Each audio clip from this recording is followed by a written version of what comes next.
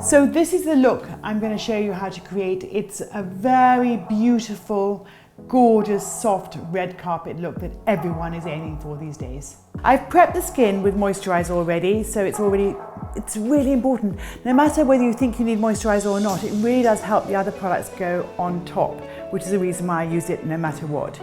I love the moisturizer, and now moving on from that, I'm going to use a product that is actually for under the eyes, but I simply adore it. It is, I'm going to put my glasses on now, guys, sorry.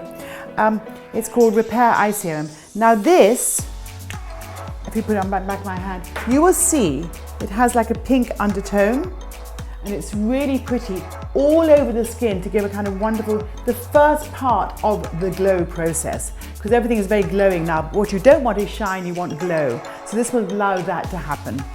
Okay, so I'm just going to gently put it on your skin.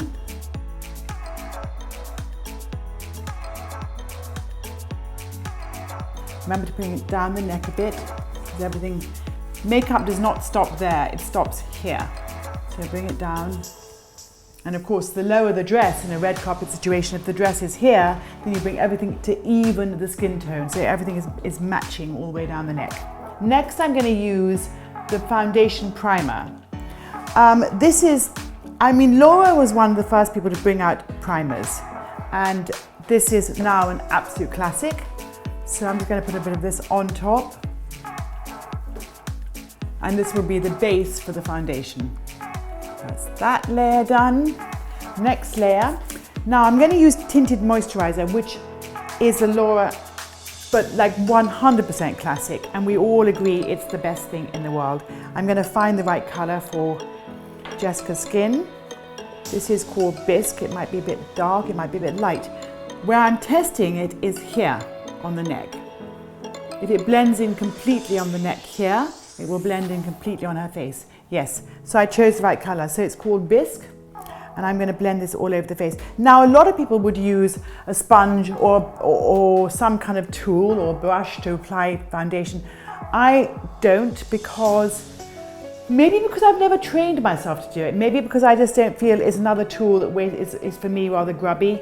Or maybe I just really love to use my fingers, which probably is the true answer. So I love the connection of the skin with my hands.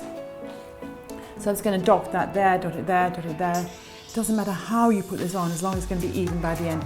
Probably starting around the nose is the easiest.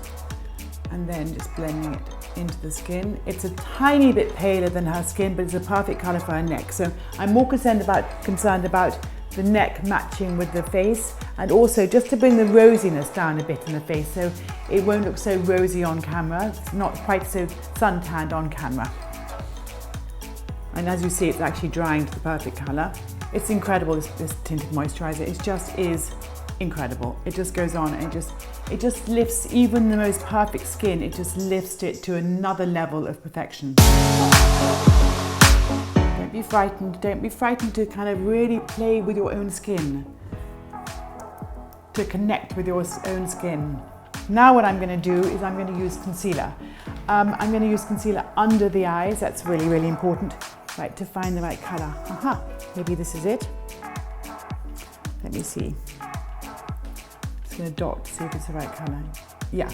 So you want the concealer to be a little bit paler than the foundation, because it's going to be lifting everything. It's going to be opening up the eye area and lifting everything. So that's why you go with something maybe 2 tones lighter. I don't dot. That was just a test the colour. What I do is I just sweep it across. Like that, sweep it across, and then the other side as well. You can dot, you can use any way you want, but I just think I'm trying to use quite a lot and then blend it in and then maybe move a bit. But I don't like to feel I have too little product on the face from the very beginning. You know, everyone works in their own way. If you found your way of working, that's fantastic. There's no judgment, there's no criticism, there's no correct way and wrong way. It's how you want to work. But this is my way of working. And I'm just knocking it in very gently, taking it right into the corner, and start this side. And I'm going to take it right into the inside corner of the eye here. And I'm going to take it around the nose a bit, just to get rid of, because so many of us have a slightly red around the nose, just here. do that. Now I'm going to take it a little bit up onto the forehead, so between the brows, just to even that out a bit. Just continue knocking it in until you've actually got kind of just blended it all into the skin, and you've brought it right out, down onto the cheekbone.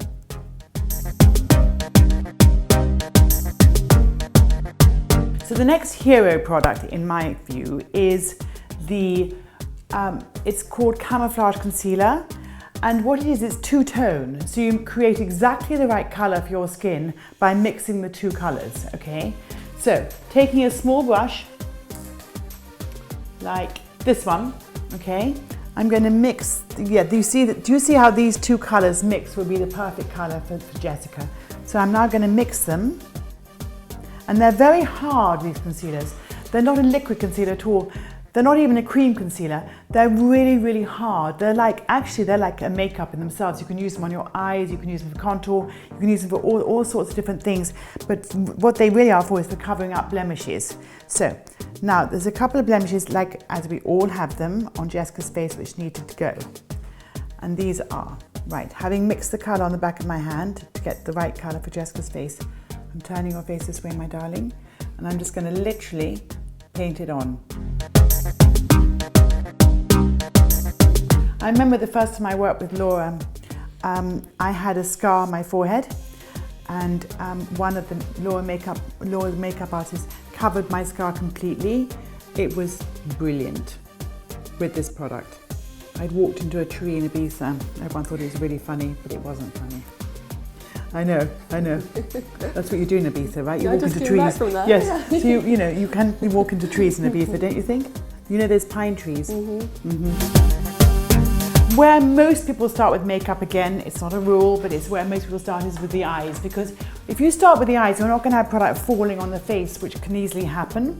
So I think most makeup artists and most professionals start with the eyes, which I advise you to do. I'm going to take this palette, which I love.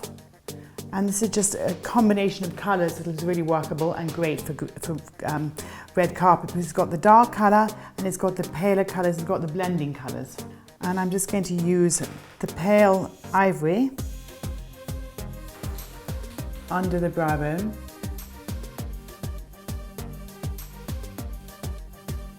This is just setting the eye really. Then I'm going to use the same brush because it's not really it's only had the pale, lovely pale ivory on it. I'm going to give you this to hold, darling. Great. I'm now going to use this sort of soft rose, dirty rose colour along the entire lid. Just with little feather strokes. It's all about the blending. It's all about, this takes time. It's just all about the blending. So just be really gentle. Just make sure it's blended so it's seamless.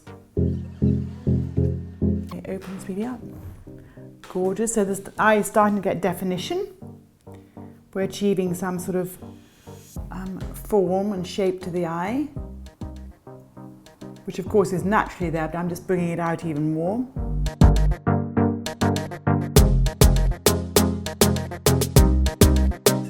That's the first layer, because makeup is all about building. Moving on to the next colour. So I'm going to take a smaller brush. I'm going to take this one, which is more like what I call a fluff brush. And I'm going to take the taupe in the middle, okay? So taking this lovely brown taupe, I'm now going to start to create more shape to the eye. And little windscreen wiper movements is really easy and good because it helps to blend the powders, especially on the outside corner, because eyes should always be expanded and given width. Taking it out, blending it out, fluff, fluff. I'm now going to use a pencil to get into the roots of the lashes to really accentuate the shape of the eye, okay? This is waterproof, so it lasts all day and all night, which is perfect for someone who's going on the red carpet. And I'm literally going to hold the eye up and I'm going to use it in the roots of that. Just look down, darling. I'm going to use it in the roots of the lashes, okay? I don't really want to use it as a liner. I want to just to accentuate the eye and make the eye look bigger. The effect I want is a smoky red carpet eye rather than, which I think is probably the most flattering, because on the red carpet the light is going to come at you, the photography is going to come at you from different angles. So if it's just a look, it can look sometimes it's not as good as you thought it did when you were just looking straight on. So you want something that's going to be really working at all angles. And for me, a smoky eye always does that. Okay, so that's really helped the eye to pop. I'm now going to blend it with a Q-tip, just so to soften smudge any of the little lines. This is the most incredible tool in makeup, Q-tips. They're invaluable. Now I'm going to use, in the same palette, this palette here, I'm going to use the dark brown, which is really going to accentuate and make the eye look even bigger. So taking a smaller brush, I'm going to take this brush. Hold that, darling. So I'm using now the dark brown in the palette. And by the way, when you don't have to have these colors. You can buy any colors you want in the palette, which is amazing. You can fill the palette yourself. So you can choose like blacks and all sorts of colors. Look down that way. But I have to say I do love browns. So I'm using that on top of the pencil.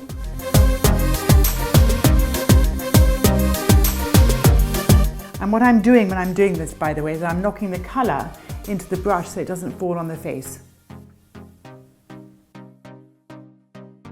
So that's, at the moment, that's that done. I'm now going to go on to the lower lid. So for the lower lid, which is the lid obviously underneath here, yes, I'm going to use two colors. I'm going to use the taupe, just knock it in very gently. Now with a very small brush, I'm going back to the dark brown, which is what I put around the eye on top.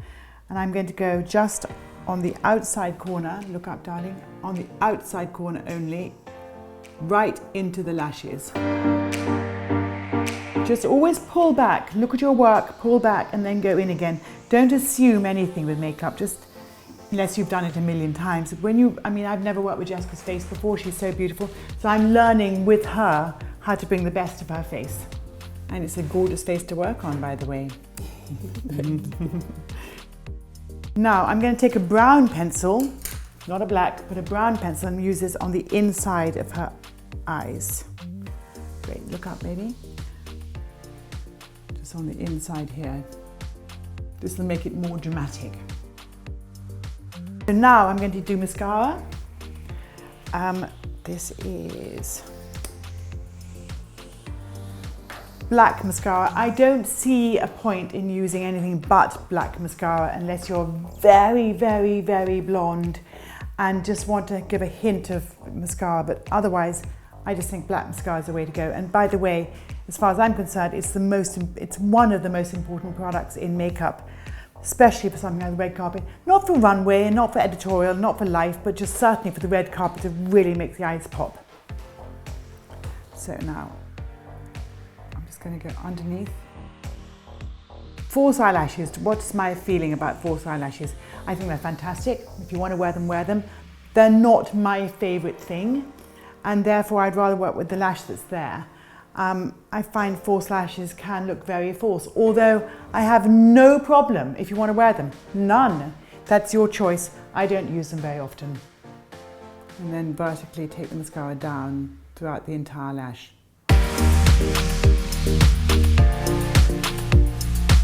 So I'm going to do the brows now. Taking this brow pencil. Laura does an amazing brow pencil. Pencils. So I'm just going to first of all just brush the brow into the shape, see what the natural shape is.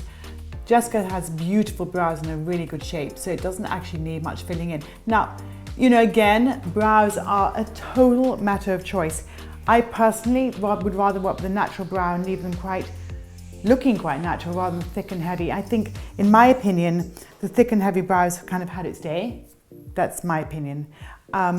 And I'm sure it'll be back next year or whatever. So I want the brow to look soft and natural. Right, so what I'm going to do is I'm just going to take the pencil, I'm just going to fill in a little bit. Just so they look a little bit thicker. but I'm not changing the shape at all because the shape is perfect. Bend your head this way, just come with me. Great. Great shape brow, and I'm just going to elongate it a teeny weeny bit, fractionally.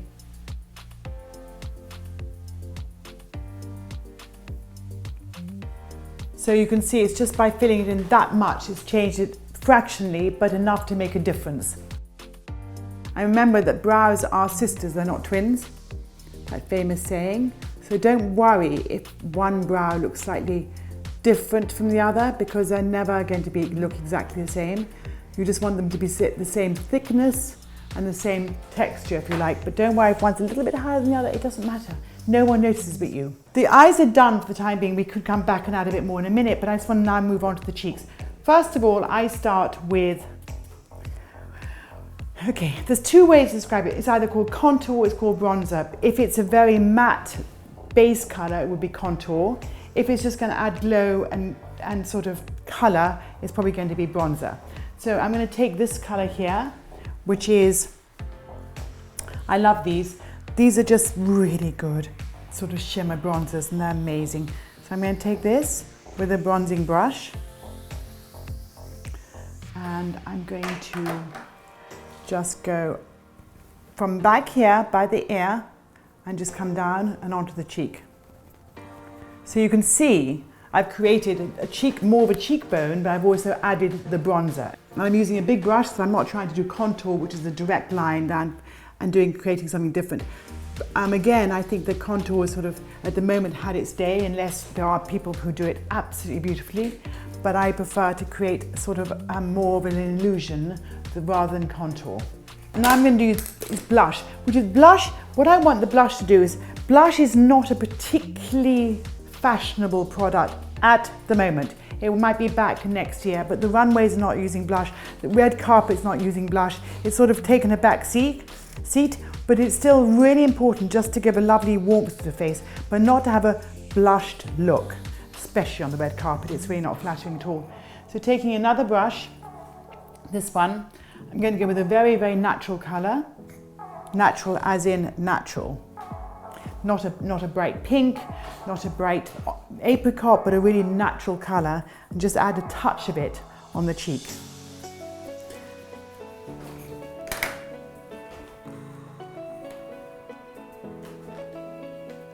And all I'm going to do is I'm going to hit it once onto the cheek. And you can see that's already made a difference. It's just on the apple of the cheek there. That is enough. It's just hit with a lovely big brush onto the cheek. Done, okay? Then the last thing I always do is the mouth. So taking the mouth, taking this color, I want to keep it a very soft mouth, because again, I love red carpet. There's two ways to go on the red carpet. Bright red, soft, whatever. There's many ways to go, but my tendency is to go soft rather than very bright, because again, often people when they smile, it's easier to have a soft mouth when you smile than a hard mouth. So just remember that, I think, especially particularly on things like, you know, the equivalent for red carpet in most people's lives would be like their wedding or something. So just keep everything very soft. Okay, so I'm taking this pencil now, which is called Plumberry. I'm going to softly outline the mouth.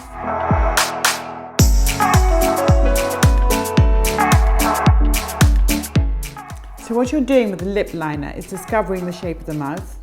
I am anyway. I don't like using lip pencils. I like to use the lipstick straight from the bullet. So I'm discovering the shape of the mouth by using this. And also, maybe, if necessary, evening it up.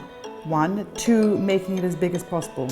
So it's really to your advantage just to use a very soft lip pencil, much the same color as the lipstick itself, just to make the mouth fuller. Because we all love a full mouth, that's for sure. Now, lipstick wise, I'm going to go with something very soft, which is this one. I'm going to use it straight from the bullet. It's called Brown Sugar. It's one of Laura's classics. Open, my love. Open a tiny bit more. And literally go straight from the bullet. Now rub your lips together. Rub your lips together, back and forth. Great. Stop. Do that again. Great. Stop there. Do it again. Stop. Just going to even that out. Close. I like a very soft lip line. I don't like a hard lip line at all. So this is the reason why I use it straight from the bullet. And also open a bit. It gives it more of a real effect. I mean, I don't know many people who use lipstick with a lip brush at home or when from their handbag open. Most people go straight from the bullet. Now with this, I'm just going to take a tissue, and you're not going to move, darling, but I'm going to do this. Just to get rid of the shine, too much shine. Just knock it back so it becomes very, very real, okay? What I'm going to do now is I'm going to make the cheeks really, really glowing. Taking this powder under the eye, on the cheekbone, and above the cheekbone, but I'm not taking it down underneath, so it's on and above the cheekbone there. Then I'm going to take the really, really pale one. This is called Face Illuminator. Perfect, that's what it does. So I'm going to take this one now. I'm just going to use this literally just a weeny bit there, just to bring, so that really pops just on the cheekbone, on the high bit of the cheekbone, just there. Not right into the eye, just literally there. Blend that down. And then same the other side.